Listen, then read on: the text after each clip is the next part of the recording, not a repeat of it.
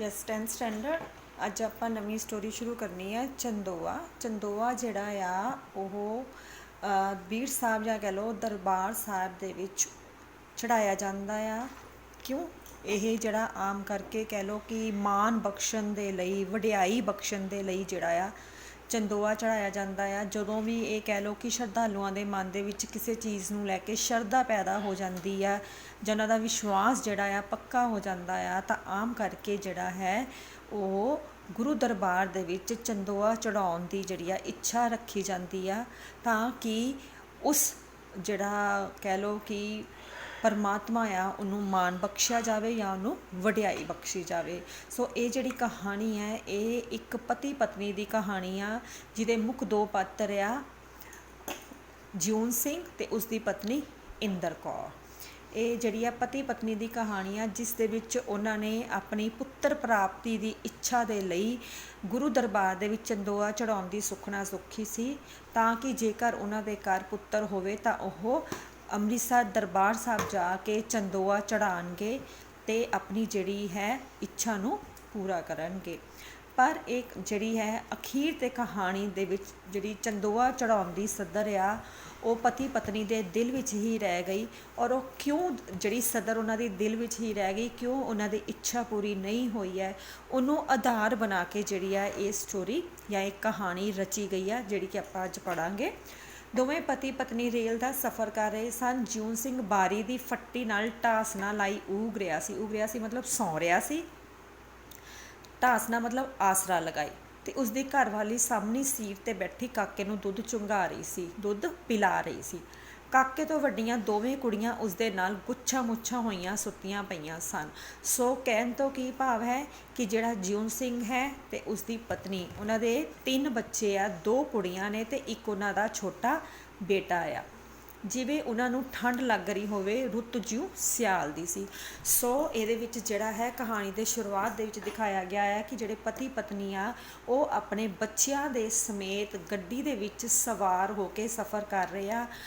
ਸਰਦੀ ਦੀ ਰੁੱਤ ਸੀ, ਇਸ ਕਰਕੇ ਜਿਹੜਾ ਹੈ ਪਤਨੀ ਨੇ ਪੁੱਤਰ ਨੂੰ ਗੋਦੀ ਵਿੱਚ ਪਾਇਆ ਹੋਇਆ ਸੀ ਅਤੇ ਦੋਨੋਂ ਧੀਆਂ ਜਿਹੜੀਆਂ ਆ ਉਹ ਬਿਲਕੁਲ ਮਾਂ ਦੇ ਨਾਲ ਚੰਬੜ ਕੇ ਬੈਠੀਆਂ ਸੁੱਤੀਆਂ ਹੋਈਆਂ ਸਨ, ਜਿਵੇਂ ਉਹਨਾਂ ਨੂੰ ਠੰਡ ਲੱਗ ਰਹੀ ਹੋਵੇ।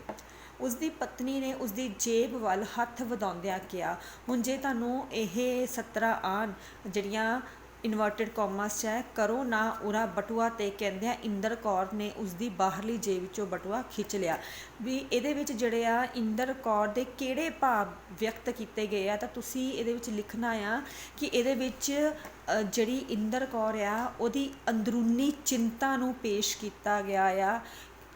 ਔਰ ਜੇ ਤੁਹਾਨੂੰ ਪੁੱਛਿਆ ਜਾਵੇ ਕਿ ਅੰਦਰੂਨੀ ਚਿੰਤਾ ਦਾ ਕਾਰਨ ਕੀ ਸੀ, ਕਿ ਇਹਦੇ ਵਿੱਚ ਜਿਹੜੀ ਪਤਨੀ ਹੈ ਜਿਊਣ ਸਿੰਘ ਦੀ ਇੰਦਰ ਕੌਰ, ਉਹਦੀ ਅੰਦਰੂਨੀ ਚਿੰਤਾ ਉਹਨੇ ਜ਼ਾਹਰ ਕੀਤੀ ਹੈ। ਔਰ ਚਿੰਤਾ ਕਿਸ ਚੀਜ਼ ਨੂੰ ਲੈ ਕੇ ਸੀ, ਇਹ ਜਿਹੜੀ ਹੈ ਸਤਰਾਂ ਤੋਂ ਸਾਫ਼ ਹੋ ਜਾਂਦਾ ਆ ਕਿ ਇਹਨਾਂ ਸਤਰਾਂ ਦੇ ਵਿੱਚ ਇੰਦਰ ਕੌਰ ਦੀ ਚਿੰਤਾ ਦਾ ਮੁੱਖ ਕਾਰਨ ਉਸ ਦਾ ਕਹਿ ਲਓ ਪੈਸੇ ਦੀ ਕਮੀ ਹੋਣਾ ਆ। ਕਿਉਂ, ਕਿਸ ਤਰ੍ਹਾਂ ਇਹ ਜਿਹੜਾ ਹੈ ਜ਼ਾਹਿਰ ਹੁੰਦਾ ਆ, ਕਿਉਂਕਿ ਉਹ ਜਿਹੜਾ ਹੈ ਆਪਣੀ ਪਤੀ ਦੀ ਜੇਬ ਦੇ ਵਿੱਚੋਂ ਬਟੂਆ ਖਿੱਚ ਰਹੀ ਸੀ। ਕਿਉਂ ਖਿੱਚ ਰਹੀ ਸੀ? ਤਾਂ ਕਿ ਉਹ ਦੇਖ ਸਕੇ ਕਿ ਉਹਦੇ ਵਿੱਚ ਕਿੰਨੇ ਕੁ ਪੈਸੇ ਆ। ਸੋ ਇੱਥੋਂ ਸਾਨੂੰ ਇਹ ਸਾਫ਼ ਚੀਜ਼ ਜਿਹੜੀ ਹੈ ਜ਼ਾਹਰ ਹੋ ਜਾਂਦੀ ਹੈ ਕਿ ਇੰਦਰ ਕੌਰ ਅਤੇ ਜਿਊਣ ਸਿੰਘ ਦੀ ਆਰਥਿਕ ਸਥਿਤੀ ਜਿਹੜੀ ਹੈ ਉਹ ਬਹੁਤ ਜ਼ਿਆਦਾ ਵਧੀਆ ਨਹੀਂ ਸੀ, ਜਿਸ ਕਰਕੇ ਇੰਦਰ ਕੌਰ ਚਿੰਤਿਤ ਸੀ। ਇੰਦਰ ਕੌਰ ਦੀ ਆਵਾਜ਼ ਅਤੇ ਨਾਲੇ ਉਸਦੀਆਂ ਉਂਗਲੀਆਂ ਦੀ ਛੋਹ ਨੇ ਜਿਊਣ ਸਿੰਘ ਨੂੰ ਜਗਾ ਦਿੱਤਾ। ਸ਼ਾਇਦ ਇਸ ਵੇਲੇ ਉਹ ਝਪਕੀ ਦੇ ਉਡਣ ਖਟੋਲੇ 'ਤੇ ਚੜ੍ਹਿਆ ਰੇਲ ਨਾਲੋਂ ਵੀ ਪਹਿਲਾਂ ਗੁਰੂ ਕੀ ਨਗਰੀ ਜਾ ਪਹੁੰਚਿਆ ਸੀ। ਸੋ ਇੱਥੇ ਕੀ ਦੱਸਿਆ ਗਿਆ ਆ ਕਿ ਜਦੋਂ ਇੰਦਰ ਕੌਰ ਨੇ ਆਪਣੇ ਪਤੀ ਨੂੰ ਆਵਾਜ਼ ਮਾਰੀ ਤਾਂ ਉਸ ਸਮੇਂ ਜਿਹੜਾ ਜਿਊਣ ਸਿੰਘ ਸੀ ਉਹ ਸੁੱਤਾ ਪਿਆ ਸੀ, ਔਰ ਸੁੱਤੇ ਹੋਏ ਉਹ ਝਪਕੀ ਦੇ ਉਡਣ ਖਟੋਲੇ ਮਤਲਬ ਕੀ ਆ ਕਿ ਉਹ ਸੁਪਨਿਆਂ ਦੀ ਦੁਨੀਆ ਦੇ ਵਿੱਚ ਸੀ।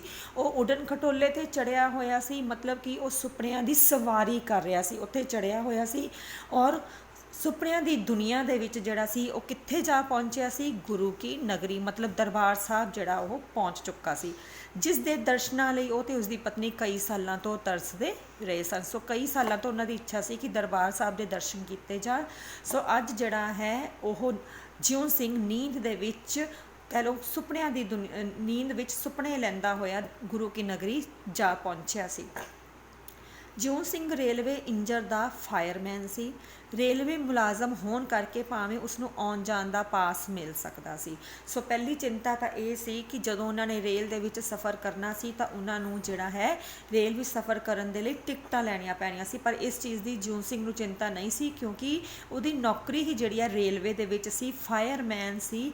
ਇਸ ਕਰਕੇ ਉਹਨੂੰ ਆਉਣ ਜਾਣ ਦਾ ਪਾਸ ਮਿਲ ਜਾਣਾ ਸੀ। ਪਰ ਤਾਂ ਵੀ ਉਸਦੇ ਰਸਤੇ ਵਿੱਚ ਇੱਕ ਮੁਸ਼ਕਲ ਆ ਬਣੀ, ਜਿਸ ਲਈ ਉਸਦਾ ਅੰਮ੍ਰਿਤਸਰ ਜਾਣਾ ਪਿਛਾਂਹ ਪੈਂਦਾ ਗਿਆ ਅਤੇ ਉਹ ਸੀ ਉਸ ਦੀ ਸੁਖਨਾ ਜਿਹੜੀ ਉਸਨੇ ਸੁੱਖੀ ਹੋਈ ਸੀ। ਸੋ ਜਿਹੜਾ ਹੈ ਕਾਫੀ ਦੇਰ ਤੋਂ ਜਿਉਂ ਸਿੰਘ ਅੰਮ੍ਰਿਤਸਰ ਜਾਣਾ ਚਾਹੁੰਦਾ ਸੀ, ਪਰ ਉਹਨੇ ਜਦੋਂ ਵੀ ਕਿਤੇ ਜਾਣ ਦੀ ਇੱਛਾ ਰੱਖੀ ਤਾਂ ਉਹਦੀ ਜਿਹੜੀ ਸੀ ਸੁਖਨਾ ਕਰਕੇ ਉਹ ਨਹੀਂ ਜਾ ਪਾਇਆ। ਔਰ ਉਹਦੀ ਸੁਖਨਾ ਕੀ ਸੀ? ਚੰਦੋਆ ਚੜਾਉਣ ਦੀ, ਕਿ ਉਹਨੇ ਜਿਹੜਾ ਹੈ ਅੰਮ੍ਰਿਤਸਰ ਦਰਬਾਰ ਸਾਹਿਬ ਚੰਦੋਆ ਚੜਾਉਣਾ ਸਿੱਖਿਆ ਸੀ, ਜਿਸ ਕਰਕੇ ਉਹ ਚਾਹੁੰਦਾ ਸੀ ਕਿ ਉਹ ਜਦੋਂ ਵੀ ਜਾਵੇ ਆਪਣੀ ਇੱਛਾ ਪੂਰੀ ਕਰਕੇ ਆਵੇ। ਪਰ ਚੰਦੋਆ ਚੜਾਉਣ ਦੇ ਲਈ ਉਹਨੂੰ ਘੱਟੋ ਘੱਟ 100-125 ਰੁਪਈਆ, 100-125 ਮਤਲਬ 100 + 25 ਰੁਪਏ, 125 ਰੁਪਏ। ਸਵਾ ਦਾ ਮਤਲਬ ਹੁੰਦਾ 100 ਦਾ ਚੌਥਾ ਹਿੱਸਾ। ਸੋ 125 125 ਰੁਪਏ ਦਾ ਖਰਚ ਆਉਣਾ ਸੀ। ਉਸਦੇ ਘਰ ਉੱਪਰੋਂ ਥੱਲੇ 2 ਕੁੜੀਆਂ ਹੋਈਆਂ ਅਤੇ ਉਹ 20 ਮਹੀਨੇ ਵਿੱਚ 32 ਦਿਨ ਬਿਮਾਰ ਰਹਿੰਦੀਆਂ ਸੀ। 32 ਦਿਨ ਦਾ ਮਤਲਬ ਜਦੋਂ ਬੱਚਾ ਸਦਾ ਬਿਮਾਰ ਹੀ ਰਹੇ, ਢਿੱਲਾ ਮੱਠਾ ਹੀ ਰਹੇ। ਉੱਤੋਂ ਕਿਸੇ ਸਾਧੂ ਨੇ ਭਰਮ ਪਾ ਦਿੱਤਾ ਕਿ ਉਸਦੇ ਘਰ 5 ਕੁੜੀਆਂ ਹੋਰ ਹੋਣਗੀਆਂ। ਇਸ ਕੁੜੀਆਂ ਦੇ ਤੂਫਾਨੀ ਹੱਲੇ ਨੂੰ ਰੋਕਣ ਲਈ ਇੱਕ ਦਿਨ ਦੋਹਾਂ ਪਤੀ ਪਤਨੀਆਂ ਨੇ ਰਲ ਕੇ ਸੁਖਨਾ ਸੁੱਖੀ ਸੀ ਕਿ ਜੇ ਉਸਦੇ ਘਰ ਪੁੱਤਰ ਹੋ ਪਵੇ ਤਾਂ ਉਹ ਅੰਮ੍ਰਿਤਸਰ ਵਾਲੇ ਗੁਰੂ ਬਾਬੇ ਦੇ ਦਰਬਾਰ ਸੁੱਚਾ ਚੰਦੋਆ ਚੜਾਉਣਗੇ। ਗੁਰੂ ਬਾਬੇ ਨੇ ਨੇੜਿਓਂ ਹੋ ਕੇ ਸੁਣੀ ਤੇ ਆਉਂਦੇ ਸਾਲ ਹੀ ਜਿਉਂ ਸਿੰਘ ਨੂੰ ਪੁੱਤਰ ਬਖਸ਼ ਦਿੱਤਾ। ਸੋ ਇਹਦੇ ਵਿੱਚ ਜਿਹੜਾ ਆ ਰੀਜ਼ਨ ਆ ਗਿਆ ਕਿ ਜਿਹੜਾ ਚੰਦੋਆ ਜਿਉਂ ਸਿੰਘ ਨੇ ਚੜਾਉਣਾ ਸੀ, ਉਹਨੂੰ ਚੜਾਉਣ ਦੇ ਪਿੱਛੇ ਕੀ ਕਾਰਨ ਸੀ ਕਿ ਜਿਉਂ ਸਿੰਘ ਦੇ 2 ਕੁੜੀਆਂ ਸੀ ਔਰ ਉਹਨੂੰ ਕਿਸੇ ਸਾਧੂ ਨੇ ਭਰਮ ਪਾ ਦਿੱਤਾ ਸੀ, ਮਤਲਬ ਕਿ ਵਹਿਮ ਪਾ ਦਿੱਤਾ ਸੀ ਕਿ ਉਹਦੇ ਅੱਗੋਂ ਵੀ ਹੋਰ 5 ਕੁੜੀਆਂ ਹੋਣਗੀਆਂ। ਪਰ ਉਹ ਨਹੀਂ ਸੀ ਚਾਹੁੰਦਾ ਕਿ ਉਹਦੇ ਘਰ ਵਿੱਚ ਹੋਰ ਧੀਆਂ ਜਨਮ ਲੈਣ। ਅਸਲ ਮਾਇਨੇ ਦੇ ਵਿੱਚ ਉਹਦੀ ਇੱਛਾ ਜਿਹੜੀ ਸੀ ਉਹ ਪੁੱਤਰ ਪ੍ਰਾਪਤੀ ਦੀ ਸੀ। ਇਸ ਕਰਕੇ ਦੋਨੋਂ ਪਤੀ ਪਤਨੀ ਨੇ ਜਿਹੜਾ ਹੈ ਅੰਮ੍ਰਿਤਸਰ ਦਰਬਾਰ ਸਾਹਿਬ ਇਹ ਸੁਖਨਾ ਸੁੱਖੀ ਕਿ ਜੇਕਰ ਉਹਨਾਂ ਦੇ ਘਰ ਪੁੱਤਰ ਜਨਮ ਲਵੇਗਾ ਤਾਂ ਉਹ ਚੰਦੋਆ ਚੜਾਉਣਗੇ। ਸੋ ਬਾਬੇ ਨੇ ਉਹਨਾਂ ਦੀ ਅਰਦਾਸ ਜਿਹੜੀ ਸੀ ਉਹ ਪੂਰੀ ਕਰ ਦਿੱਤੀ ਸੀ। ਇਸ ਕਰਕੇ ਉਹਨਾਂ ਦੇ ਘਰ ਜਿਹੜਾ ਹੈ ਪੁੱਤਰ ਨੇ ਜਨਮ ਲਿਆ।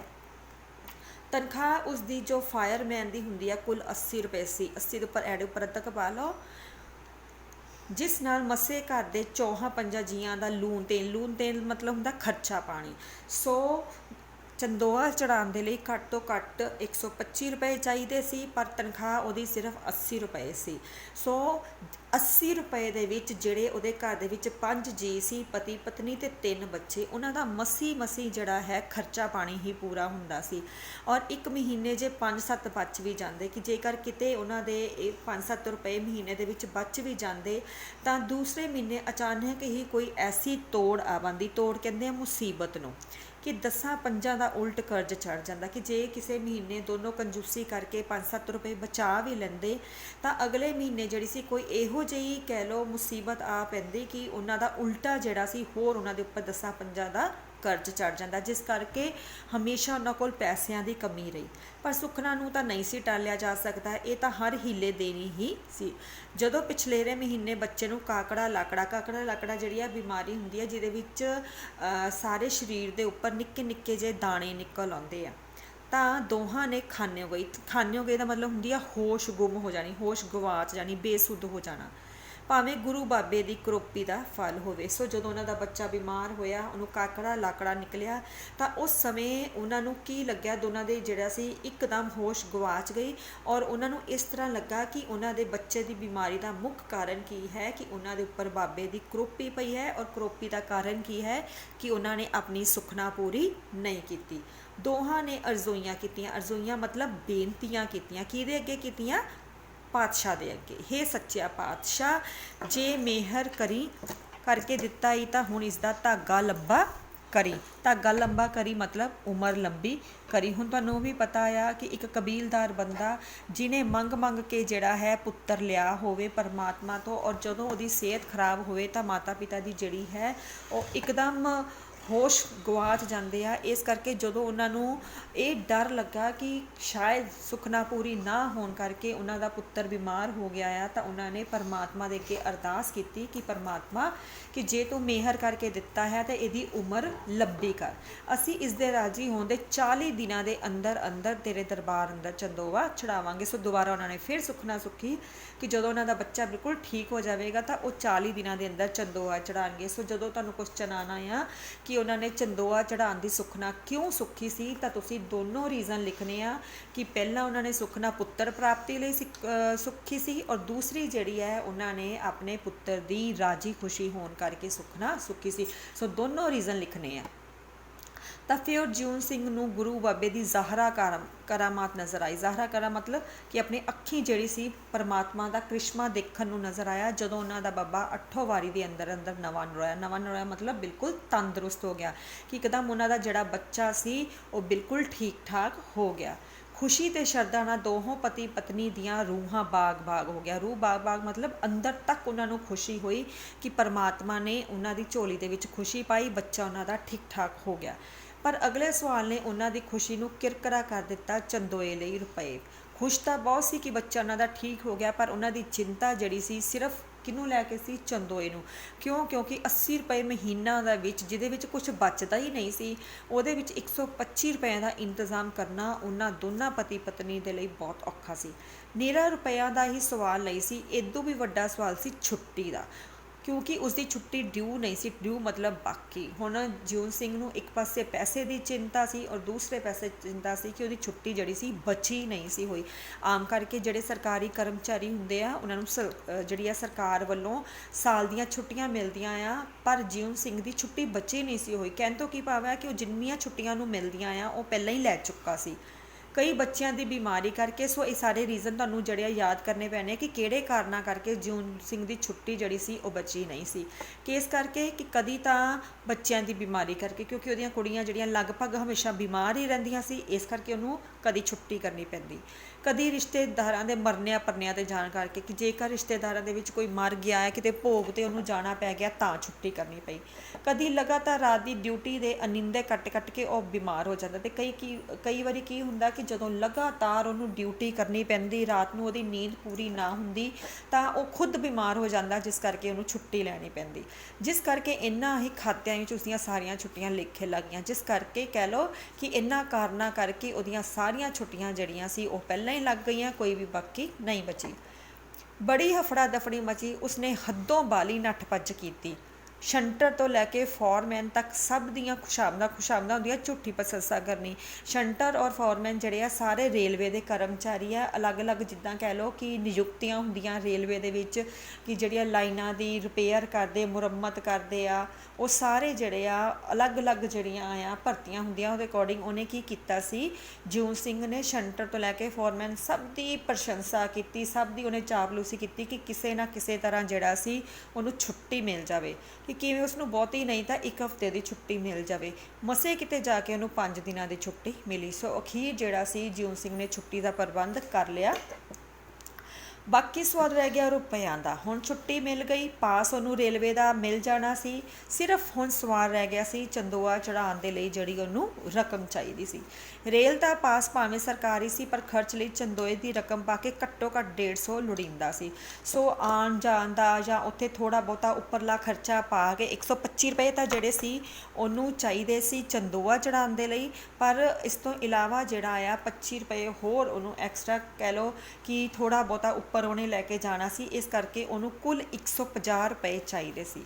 ਚਲੋ ਰਤੀ ਮਸਾ ਚੰਦੋਏ ਦੇ ਕੱਪੜੇ ਵਿੱਚ ਕਿਰਸ ਕਰ ਲਈ ਜਾਵੇਗੀ। ਕਿਰਸ ਮਤਲਬ ਕੰਜੂਸੀ ਕਰ ਲਈ ਜਾਵੇਗੀ। ਉਹ ਸੋਚਦਾ ਸੀ ਕਿ ਚਲੋ ਬਹੁਤ ਵਧੀਆ ਨਾ ਸੀ, ਥੋੜ੍ਹਾ ਬਹੁਤਾ ਜਿਹੜਾ ਹਲਕਾ ਕੱਪੜਾ ਲੈ ਕੇ ਕੰਜੂਸੀ ਕਰਕੇ ਜਿਹੜਾ ਆ ਹਲਕਾ ਚੰਦੋਆ ਤਿਆਰ ਕਰ ਲਿਆ ਜਾਵੇਗਾ, ਅਤੇ ਉਤਲੇ ਖਰਚ ਦਾ ਭਾਗਾ ਮਾਮੇ ਦੇ ਘਰ ਜਾ ਟਿਕਣ ਕਰਕੇ ਨਿਕਲ ਜਾਵੇਗਾ। ਅਤੇ ਜਿਹੜਾ ਉੱਪਰਲਾ ਕਹਿ ਲਓ ਅਸੀਂ ਜੇ ਕਿਤੇ ਬਾਹਰ ਜਾਈਏ, ਕਿਤੇ ਬਾਹਰ ਰਹੀਏ, ਤਾਂ ਖਾਣ ਪੀਣ ਦਾ, ਕਿਤੇ ਰਹਿਣ ਦਾ ਜੋ ਖਰਚਾ ਹੁੰਦਾ, ਉਹਨੇ ਸੋਚਿਆ ਸੀ ਕਿ ਉਹ ਖਰਚਾ ਜਿਹੜਾ ਆ ਉਹ ਇਸ ਕਰਕੇ ਨਿਕਲ ਜਾਏਗਾ ਕਿਉਂਕਿ ਉਹਦਾ ਮਾਮਾ ਜਿਹੜਾ ਸੀ ਉਹ ਅੰਮ੍ਰਿਤਸਰ ਦੇ ਵਿੱਚ ਰਹਿੰਦਾ ਸੀ, ਅਤੇ ਉਹਨੇ ਸੋਚਿਆ ਸੀ ਕਿ ਇਹ ਸਾਰਾ ਖਰਚਾ ਉਹ ਮਾਮੇ ਦੇ ਸਿਰ ਪਾਏਗਾ ਤਾਂ ਇਹ ਪੈਸੇ ਉਹਦੇ ਬਚ ਜਾਣਗੇ। ਫਿਰ ਵੀ 100 ਕੁ ਰੁਪਏ ਦਾ ਭਾਗਾ ਮਾਮੇ ਦੇ ਘਰ ਜਾ ਟਿਕਣ ਕਰਕੇ ਨਿਕਲ ਜਾਏਗਾ, ਫਿਰ ਵੀ 100 ਕੁ ਰੁਪਏ ਦਾ ਇੰਤਜ਼ਾਮ ਤਾਂ ਕਰਨਾ ਹੀ ਹੋਵੇਗਾ। ਤੇ ਇਸ ਰਕਮ ਲਈ ਜਿਉਂ ਸਿੰਘ ਨੇ ਕੋਈ ਹੀਲਾ ਬਾਕੀ ਨਾ ਛੱਡਿਆ। ਹੀਲਾ ਮਤਲਬ ਕੋਸ਼ਿਸ਼, ਕਿ ਹਰ ਕੋਸ਼ਿਸ਼ ਕਰ ਲਈ ਕਿ ਕਿਸੇ ਨਾ ਕਿਸੇ ਤਰ੍ਹਾਂ 100 ਰੁਪਏ ਦਾ ਇੰਤਜ਼ਾਮ ਹੋ ਜਾਵੇ। ਉਸਦੇ ਸਾਥੀ ਮਜ਼ਦੂਰ ਵੀ ਵਿਚਾਰੇ ਉਸ ਵਰਗੇ ਨੰਗ ਮਤਲਬ ਗਰੀਬ, ਕਿ ਜਿਸ ਤਰ੍ਹਾਂ ਉਹਦੀ ਆਰਥਿਕ ਸਥਿਤੀ ਜਿਉਂ ਸਿੰਘ ਦੀ ਮਾੜੀ ਸੀ, ਉਹਦੇ ਸਾਥੀ ਵੀ ਉਸੇ ਤਰ੍ਹਾਂ ਹੀ ਆਰਥਿਕ ਤੌਰ 'ਤੇ ਕਮਜ਼ੋਰ ਹੀ ਸੀ, ਗਰੀਬ ਹੀ ਸੀ।